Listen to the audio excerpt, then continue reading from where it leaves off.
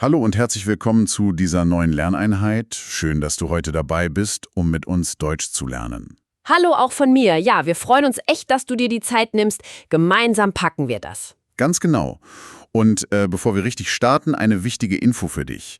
Bis Tag 60 lernen wir hier zusammen auf dem Sprachniveau A2. Richtig. Aber keine Sorge, wir lassen dich nicht allein. Danach begleiten wir dich dann Schritt für Schritt auf das nächste Level B1. Das bauen wir ganz systematisch auf. Und wir haben noch einen kleinen Tipp für dich, der wirklich helfen kann. Probier doch mal die Shadowing-Technik aus. Das ist ganz einfach. Sprich die Sätze, die wir sagen, laut nach. Einfach nachsprechen. Ja, das trainiert die Aussprache super und festigt die Satzstrukturen ungemein. Wiederholung ist wirklich ein Schlüssel beim Sprachenlernen. Also nur Mut, sprich uns ruhig nach. Okay, dann lass uns jetzt eintauchen. Das Thema für heute ist ein absoluter Klassiker, aber super wichtig. Grundwortschatz zum Thema Verkehr und Straße. Genau, speziell für dich, wenn du auf dem Niveau A2 lernst. Wir konzentrieren uns heute auf die Wörter, die du wirklich oft brauchst, wenn du draußen unterwegs bist halt. Unser Ziel heute, wir helfen dir, 15 zentrale Wörter aus diesem Bereich zu verstehen, also nicht nur, was sie bedeuten, sondern auch, wie du sie im Alltag richtig benutzt. Und damit das Ganze nicht nur graue Theorie bleibt, haben wir uns was überlegt. Wenn wir alle 15 Wörter gut und verständlich erklärt haben, erzählen wir dir am Ende eine kleine Geschichte, so aus dem Alltag. Genau, in dieser Geschichte kommen dann alle Wörter noch einmal vor. So siehst du, wie sie in einem echten Zusammenhang funktionieren. Es lohnt sich also wirklich, bis zum Schluss dran zu bleiben, damit du das Gesamtbild verstehst und die Wörter besser behalten kannst. Alles klar, sollen wir mit dem ersten Wort loslegen? Unbedingt. Fangen wir doch gleich mal an mit dem Ort, wo alles passiert. Die Straße. Ah ja, die Straße. Das englische Wort dafür ist Street, Road. Ein Nomen, feminin, also die Straße. Das ist sozusagen die Basis für unser Thema heute. Absolut. Man kann zum Beispiel sagen, wir gehen auf der Straße. Aber da müssen wir ein bisschen aufpassen, oder? Stimmt, genau. Sicherer ist es meistens auf dem Gehweg. Aber Autos, die fahren natürlich auf der Straße. Ein anderer Satz könnte sein, diese Straße führt direkt zum Marktplatz. Oder, Achtung, die Kinder spielen auf der Straße. Was natürlich nicht so gut ist. Eben, okay, die Straße, verstanden. Was ist denn so das häufigste Fahrzeug, das man auf der Straße sieht? Ich denke, das ist klar. Ja, das Auto. Genau, das Auto. Englisch. Car. Neutral. Also das Auto. Ein Wort, das fast jeder kennt. Klar. Aber es gehört einfach zum Grundwortschatz. Das Auto. Ein ganz einfacher Satz wäre, das Auto steht vor dem Haus. Oder mein Nachbar hat ein neues Auto gekauft. Ja, stimmt. Oder wie du schon sagtest, das Auto fährt auf der Straße. Siehst du, da können wir die ersten beiden Wörter schon verbinden. Ja, genau. Fährst du eigentlich gerne Auto? Geht so. Ich fahre okay gerne. Aber in der Stadt ist es mir oft zu stressig. Also mit Parkplatzsuche und Stau. Dann nehme ich lieber das Fahrrad oder die Öffis. Aber gut, wer fährt denn das Auto? Ja, gute Frage. Das bringt uns direkt zum nächsten wichtigen Wort.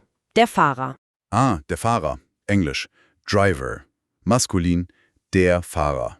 Also die Person, die das Auto oder ein anderes Fahrzeug lenkt. Korrekt. Man könnte sagen, der Fahrer muss aufmerksam sein. Das ist sehr wichtig im Verkehr. Wirklich. Oder auch, bitte fragen Sie den Fahrer, ob dieser Bus zum Bahnhof fährt. Das ist so eine typische Situation. Der Fahrer ist verantwortlich. Klar. Und was macht der Fahrer so die ganze Zeit? Er tut etwas, nämlich fahren. Das ist unser erstes Verb für heute. Fahren. Englisch. To drive, to ride. Ein sehr, sehr häufiges Verb. Was müssen wir hier bei der Grammatik beachten? Gibt's da was? Ja, wichtig ist die Perfektform. Ist gefahren. Wir benutzen hier sein als Hilfsverb, weil fahren ja eine Bewegung von A nach B beschreibt. Stimmt, das ist eine wichtige Regel. Okay, also im Präsens. Der Fahrer fährt das Auto. Genau. Und im Perfekt? Ich bin letztes Wochenende nach Berlin gefahren. Oder wir sind gestern mit dem Zug gefahren. Man kann ja nicht nur Auto fahren. Das ist ein gutes Stichwort. Womit kann man denn noch fahren? Was auch sehr beliebt ist, gerade in Städten. Ah, du meinst sicher das Fahrrad. Genau, das Fahrrad. Englisch. Bicycle. Neutral, das Fahrrad. Auch ein sehr nützliches Wort. Klar. Besonders, wenn man umweltfreundlich unterwegs sein will. Das Fahrrad. Ich persönlich fahre sehr gerne Fahrrad. Im Sommer fahre ich oft mit dem Fahrrad zur Arbeit. Das ist ein schönes Beispiel. Oder mein Fahrrad ist kaputt, ich muss es reparieren lassen. Oder ganz einfach, wo kann ich mein Fahrrad abstellen? So, egal ob wir jetzt mit dem Auto oder dem Fahrrad fahren, manchmal gibt es Situationen, da müssen wir kurz anhalten. Und das passende Verb dazu ist halten. Halten. Englisch to stop, to hold. Hier meinen wir natürlich to stop, also im Sinne von anhalten. Und das Perfekt dazu, ist das auch mit sein? Nee, Vorsicht, das Perfekt ist hat gehalten. Hier benutzen wir haben als Hilfsverb. Okay, also sein bei Fahren, Bewegung, und haben bei Halten, keine Bewegung von A nach B, sozusagen Stillstand. Gut. Ein Beispiel für halten. Ja, ganz klassisch, der Bus hält an der nächsten Haltestelle. Oder wenn was Unerwartetes passiert. Ich habe plötzlich gehalten, weil eine Katze über die Straße lief. Puh, Glück gehabt.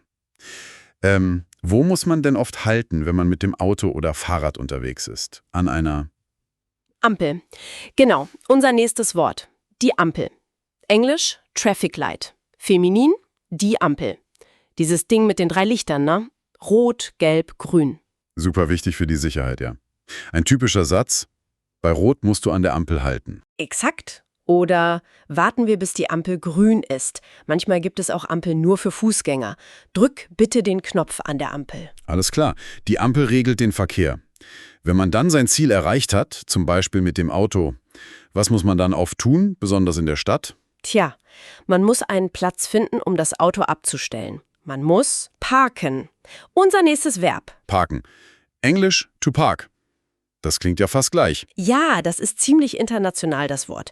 Und das Perfekt ist regelmäßig, hat geparkt. Wieder mit haben. Die Frage aller Fragen in Großstädten. Wo kann ich hier parken? Haha, ja, die kennt wohl jeder Autofahrer. Oder die Feststellung, ich habe mein Auto in der Tiefgarage geparkt.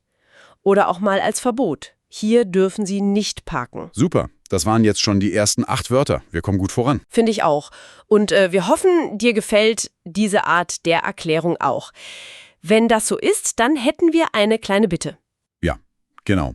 Wenn dir dieses Video gefällt und du mehr davon sehen möchtest, dann abonniere doch bitte unseren Kanal. Das ist für uns eine tolle Unterstützung und Motivation. Wirklich. Und zeig uns doch mit einem Daumen nach oben, dass es dir gefällt und du was lernst. Darüber freuen wir uns immer sehr. So, vielen Dank schon mal dafür. Machen wir weiter im Text, beziehungsweise auf der Straße. Manchmal muss man ja von einer Straßenseite auf die andere kommen. Wie nennt man das? Ah, du meinst überqueren. Richtig, überqueren, Englisch to cross. Ein bisschen länger, das Wort, aber wichtig. Ja. Und das Perfekt? Hat überquert, auch hier wieder mit haben. Gut. Ein Beispiel wäre, wir müssen die Straße überqueren, um zum Bäcker zu kommen. Ja, aber Vorsicht ist geboten. Man sollte die Straße nur an einer sicheren Stelle überqueren. Also zum Beispiel an einer Ampel oder einem Zebrastreifen. Stimmt. Oder im Perfekt. Ich habe die Straße vorsichtig überquert. Sehr richtig. Sicherheit geht vor. Was muss denn ein Fahrer tun, wenn er schnell anhalten muss? Also weil zum Beispiel ein Kind auf die Straße läuft oder die Ampel plötzlich rot wird. Er muss bremsen. Unser nächstes Verb. Bremsen. Englisch to brake. Okay, bremsen. Und das Perfekt? Das Perfekt ist hat gebremst. Wieder mit haben. Zum Beispiel: Das Auto vor mir hat plötzlich gebremst. Da muss man selbst auch schnell reagieren. Genau. Oder du musst hier bremsen. Die Kurve ist sehr eng. Oder auch als Lob. Gut, dass du rechtzeitig gebremst hast. Ja, Bremsen ist eine lebenswichtige Funktion am Auto und am Fahrrad. Warum muss man manchmal bremsen? Vielleicht, weil man zu schnell ist. Das ist unser nächstes Wort. Ein Adjektiv. Schnell. Englisch. Fast. Quick. Ein sehr gebräuchliches Adjektiv. Man kann sagen, dieser Sportwagen ist sehr schnell. Oder als Warnung, wie du schon angedeutet hast. Fahr bitte nicht so schnell in der Stadt. Genau. Oder auch, die Zeit vergeht heute sehr schnell. Das geht auch. Aber im Verkehrskontext ist natürlich die Geschwindigkeit gemeint. Und was ist das Gegenteil von schnell? Wenn man eben nicht rast, sondern eher gemütlich unterwegs ist oder sein muss. Das ist dann langsam. Englisch. Slow. Langsam. Auch ein Adjektiv. zum Beispiel in Wohngebieten. Hier ist eine 30er-Zone, bitte langsam fahren. Oder wenn man jemanden beschreibt, der alte Mann geht langsam über die Straße. Da muss man als Fahrer natürlich besonders Rücksicht nehmen und eventuell bremsen oder halten. Absolut. Rücksicht ist wichtig. Wenn man zu schnell fährt, kann das sehr gefährlich werden. Unser nächstes Adjektiv? Gefährlich. Englisch dangerous. Ein Wort, das man kennen sollte, um Risiken zu beschreiben. Bei Eis und Schnee ist Autofahren gefährlich. Das ist einfach so. Oder es ist gefährlich, die Straße zu überqueren, ohne nach links und rechts zu schauen. Das sollte man Kindern immer wieder sagen. Stimmt. Oder diese Kreuzung hier ist bekannt dafür, gefährlich zu sein. Ja, manche Orte haben einfach ein höheres Risiko. Und was ist das Gegenteil von gefährlich? Wenn etwas ohne Risiko ist, dann ist es? Sicher. Genau, sicher. Englisch safe, secure. Ein sehr positives und wichtiges Adjektiv. Auf dem Gehweg sind Fußgänger sicher. Dafür ist er ja da. Oder, wie wir schon sagten, es ist sicherer, die Straße an der Ampel zu überqueren. Oder als Wunsch, wenn jemand losfährt, komm sicher an. Das ist ein schöner Wunsch. So, wir kommen zum letzten Wort für heute. Es beschreibt eine räumliche Beziehung, also etwas ist nicht weit weg. Das Wort ist nah. Nah. Englisch near, close. Wieder ein Adjektiv. Man könnte sagen, die Bushaltestelle ist ganz nah, wir müssen nicht weit laufen. Oder ich wohne nah am Stadtzentrum. Oder im Verkehrskontext. Achtung, die Ausfahrt ist schon ganz nah, man muss sich also vielleicht rechts einordnen. Perfekt. Das waren sie, unsere 15 Wörter zum Thema Verkehr und Straße. Puh, geschafft. Ja, das war eine gute Runde. Sollen wir sie zur Sicherheit noch einmal kurz im Überblick nennen? Einfach die Liste durchgehen? Sehr gute Idee. Also, wir hatten die Straße, das Auto, der Fahrer, fahren mit perfekt, ist gefahren, das Fahrrad, halten, perfekt, hat gehalten, die Ampel, parken, hat geparkt, überqueren, hat überquert, bremsen, hat gebremst, dann die Adjektive schnell, langsam, gefährlich, sicher und zum Schluss nah. Prima. Das sind wirklich sehr nützliche Wörter für den Alltag.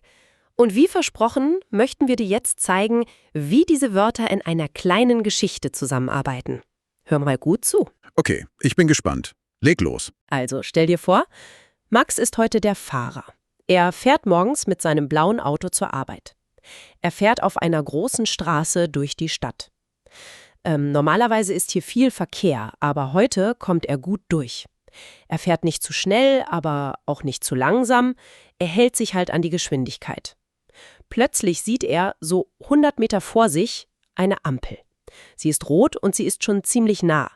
Max muss bremsen, klar, um rechtzeitig vor der Ampel zu halten. Neben ihm hält eine junge Frau auf ihrem Fahrrad. Sie lächeln sich kurz an. Als die Ampel auf grün springt, fahren beide weiter. Max muss bald einen Parkplatz suchen, denn sein Büro ist nicht mehr weit. Er muss sein Auto parken. Das ist hier oft schwierig und kann gefährlich sein, wenn man unachtsam ist. Aber heute hat er Glück. Er sieht eine freie Lücke direkt vor dem Bürogebäude. Er parkt sein Auto vorsichtig ein. Puh, geschafft. Jetzt muss er nur noch die Straße überqueren, um zum Eingang zu kommen. Er schaut nach links, nach rechts, kein Auto kommt. Es ist sicher, Max überquert die Straße und beginnt seinen Arbeitstag. Super Geschichte. Da waren wirklich alle Wörter drin und es klang total natürlich. Man merkt richtig, wie diese Wörter im Alltag ständig gebraucht werden. Wirklich gut. Genau, das war die Idee. Und jetzt bist du dran.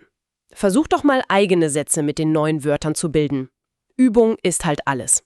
Ja, wir würden uns total freuen, deine Sätze zu lesen. Schreib sie doch bitte unten in die Kommentare. Trau dich ruhig, auch wenn es am Anfang vielleicht nicht perfekt ist. Das macht nichts. Genau. Und wenn dir diese Lektion gefallen hat und du sagst, hey, das hat mir geholfen, dann lass es uns doch wissen. Bitte abonniere den Kanal, damit du keine Lektion verpasst und immer auf dem Laufenden bleibst. Und über einen Daumen nach oben freuen wir uns natürlich auch riesig. Das zeigt uns einfach, dass wir auf dem richtigen Weg sind mit dem, was wir hier machen. Und sei gespannt auf morgen. Da haben wir wieder ein sehr praktisches Thema für dich vorbereitet. Reparatur und Probleme. Ja, da geht es dann um Wörter, die du brauchst, wenn mal was kaputt ist, sei es das Fahrrad, die Waschmaschine oder irgendwas anderes, und wie man über Lösungen spricht. Das wird sicher nützlich. Also, bleib unbedingt dabei, es lohnt sich bestimmt. Für heute sagen wir aber erstmal Tschüss. Mach's gut, lerne fleißig weiter und bis morgen. Ciao.